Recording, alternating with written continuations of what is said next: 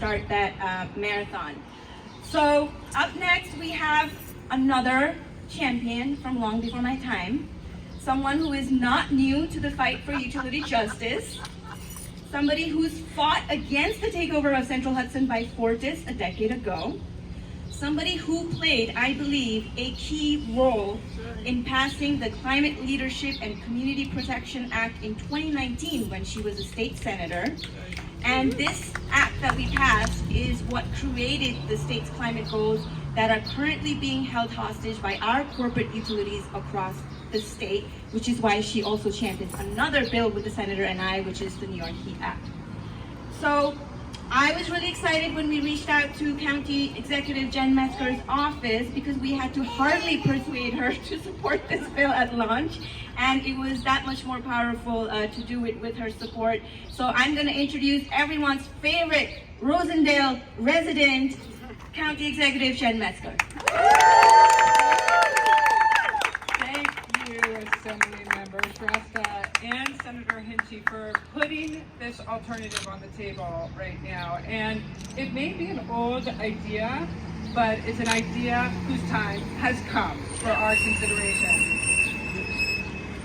So electricity is a basic need in the modern age, and we depend upon a private for-profit utility that has demonstrated its commitment to putting shareholders' interests above our interests, above the customer's interests.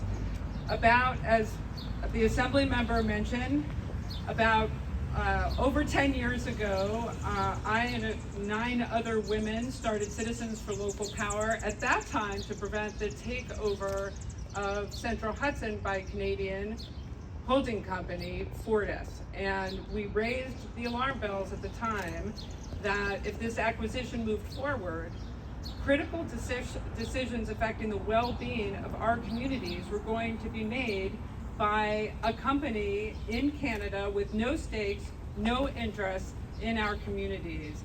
And you know, a holding company, I don't know if you all know what a holding company is, but its profit model is just to gobble up companies. That's how it makes a profit. And our utility was a perfect investment for them because a regulated utility promises a regulated rate of profit every year, regardless of its performance. It's a monopoly, and it's a perfect investment opportunity for them.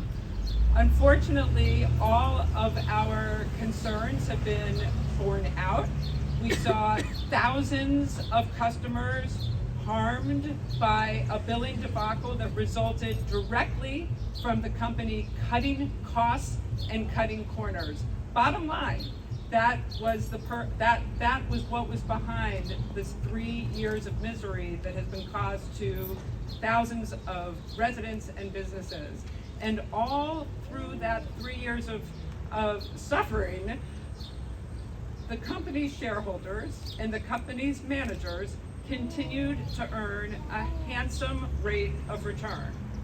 Okay, and this is what you get when you have a system of private monopolies. Yes, they're regulated, but they're private monopolies that are going to privilege their ratepayers first. Central Hudson, as has been mentioned, has also been really seeking to undermine the state's climate efforts. And along with other utilities, has joined an AstroTurf front organization of the fossil fuel industry called New Yorkers for Clean, Affordable Energy that is designed purely to spread misinformation across the state and undermine confidence in clean energy solutions to preserve its bottom line, to preserve its gas business. So in short, Central Hudson has been not serving the public interest, it has been serving the private interest.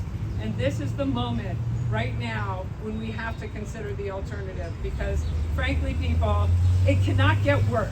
It can only get better. And when you're faced with these circumstances, this is the moment where we consider truly transformative solutions. And this is the service territory where we're going to consider those solutions. So again, thank you to the sponsors, and I can't wait to see where this goes, and I'm right there at the table having the conversation about how to get this over the finish line. Thank you.